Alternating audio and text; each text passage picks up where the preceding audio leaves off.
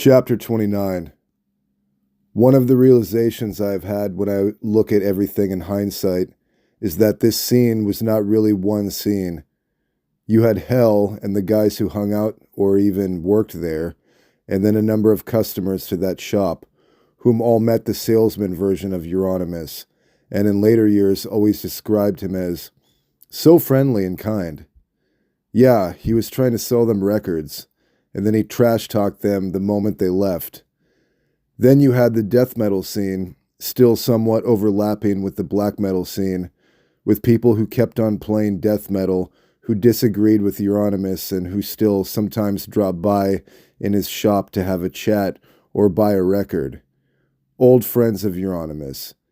Even though I never saw any of them, I know they were there in 1991 to 1993, but they were never really seen as a part of that particular scene.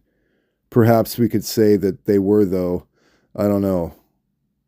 In Bergen, we had Immortal and me, as well as the guys in Old Funeral, who never went to Oslo or talked with Euronymous on the phone, and who probably just wanted to keep on doing what they liked to do. Play metal music. Period. In Notodden, you had Thou Shalt Suffer, later Emperor, and in Haugesund area, Enslaved. We met a few times and also corresponded with each other, and they too went a few times to Oslo and Hell, and were certainly under the influence of Euronymous. Fenris worked in a post-distribution central in Oslo, and would every day after work buy a case of beer and bring it to drink it in Hell before he took the train home later on, dead drunk, to a place called She. The other guys in Dark Throne were pretty much never there. Speaking of, some metal guys in the Oslo area stayed away from Hell intentionally because they disliked the development or because they disliked the people hanging out there. This was not a large underground movement at all, or even a very well-defined one.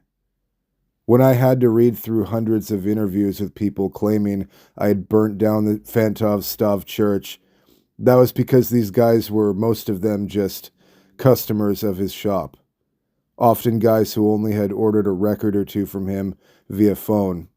Sometimes they were death metalers. Were they part of this scene?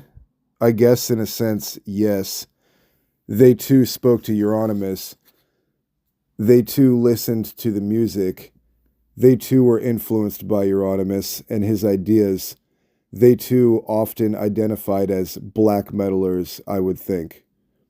I am simply wrong if I claim people I never met were not part of the scene that I was a part of, although I have done before and am still tempered to do the same.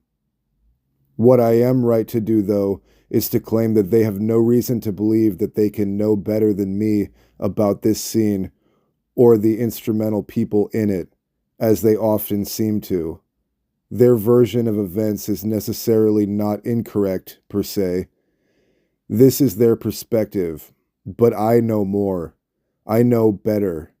Sadly, I have to say, I was the one who paid the steepest price for the fame, infamy of this movement.